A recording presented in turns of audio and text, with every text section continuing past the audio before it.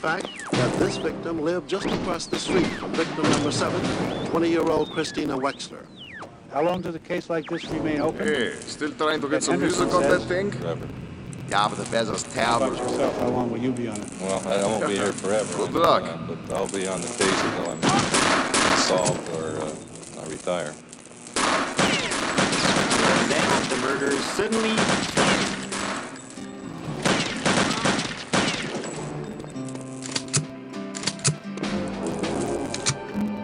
See, Angelo Buono and Kenneth Bianchi were no longer getting along.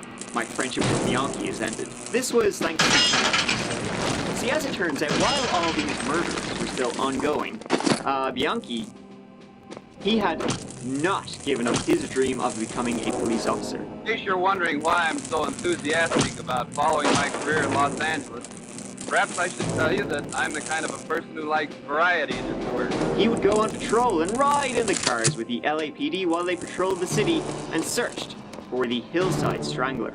The officers would discuss the crimes, the murders, and the general gritty details of the case with Kenneth Bianchi and would become close with him over the weeks. And one night, Kenneth revealed to Angelo he had participated in a LAPD police ride-along and that he was currently being questioned about the Strangler case. Angelo was, pissed about this. He flew into a rage and threatened to, well, kill Kenneth if he didn't get the shit out of town and go all the way to Bellingham, Washington, which he did in May 1978. Now, why would he force Kenneth to move to Bellingham all the way up in Washington? Well, back in LA about a year or two previously, Kenneth had been dating a woman named Kelly Boyd. She became pregnant in June 1977, and Kenneth proposed marriage. Kelly was skeptical and declined the offer, but continued to live with him. In early March 1978, she decided to return to her parents' home in Bellingham to raise Ryan, their son. And so Kenneth joined them up there, found work as a security guard with the Whatcom Security Agency.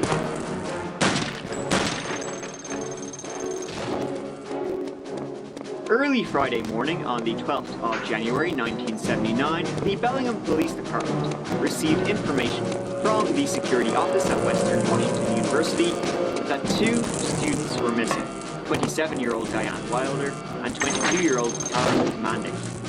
Now, although it was supposed to be a secret, Karen Mandick had told co-workers and friends that she and Diane Wilder had been offered $100 each by Kenneth Bianchi from Whatcom Security to house sit a residence. So after hearing the story, the Bellingham police contacted the Whatcom Security Agency and be like, one of your employees offered to give them money to house sit? Is that a normal part of your operation? What happened to it? What do you know?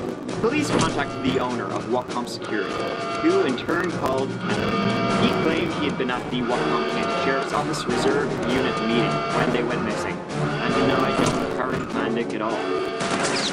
Police then followed up on this and contacted the commander of the Reserve Unit, who said, yeah, no, Kenneth, he wasn't at that meeting. Kenneth said he had to teach a class for his employer. Kenneth was just full of stories. Oh yeah, I was there. No, I wasn't. I was there too. But the police then finally spoke with Kenneth himself, who admitted he hadn't attended the meeting, but instead had gone driving alone in the county. The girls' bodies were found inside Karen's vehicle that was left at a heavily wooded, underdeveloped cul-de-sac. During questioning, Kenneth's alibis were so contradictory that they were like, wow, this is pretty straightforward. He's guilty. But without an eyewitness, a confession, more evidence, it was kind of circumstantial, kind of, maybe. Acting on a tip, they searched the area around the garage shack Kenneth worked at and discovered Diane some behind only 20 feet from where Kenneth had parked his company pickup truck. Yeah, see, without Angelo Buono helping him cover his tracks, Bianchi was pretty shit at the old murder business. A friend of the 2 girls would tell police, yeah, Bianchi just moved here from LA. And in the car the women were found in, they found a note saying, yeah, we're going to meet up with him. Police noted Bianchi's California driver's license and contacted the Los Angeles County Sheriff's Department to get an background check, you know yourself. By chance, randomly by chance, the call ended up on the desk of one of the members of the Hillside Stranglers task force, who, you know, they'd been investigating the case since October 77, and he thought the call was pretty interesting, and some connections began to form. Bellingham police served a search warrant at Bianchi's house and seized his clothing as well as property stolen from places he had been assigned to guard. What a shit. Police in Bellingham, Washington are holding a man who Los Angeles authorities think may be connected with the so-called Hillside Strangler murder case. The Strangler is blamed for at least 13 recent killings in Southern California. Here is Warren Wilson. 27-year-old Kenneth Bianchi was taken into police custody last week in Bellingham, Washington. He was questioned in connection with the murder of 2 killers whose bodies were found stuffed in the trunk of their car. Police have not charged Bianchi with the murders, but they say they believe they have evidence linking him to the killing. The clues attracted the attention of the Los Angeles Hillside Strangler Task Force. 2 members of the task force went to Bellingham to question Bianchi and to examine telephone equipment, including coins found in his possession.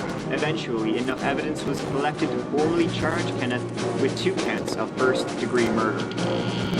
Bianchi first pled not guilty, but later changed it to not guilty by reason of insanity. He claimed to have amnesia about the murders of Karen and Diane. Oh, Jesus, lads. Blacked out that night. Sorry. 3 psychiatrists examined him and concluded he suffered from severe multiple personality disorder.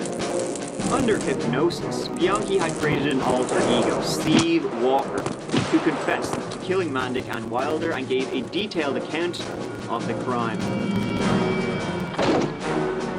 This Steve, weirdly made-up character, also began then to freely talk about all the murders that had been committed in LA, and he was happy to talk about Angelo Buono's participation in this. And so, Kenneth Bianchi was offered a deal. If he pled guilty to the 2 Bellingham murders and 5 murders in LA, he would receive life sentences, avoid the death penalty, and be allowed to serve his time in California. He also had to agree to testify truthfully against Buono, his accomplice in the Hillside Strangler slayings.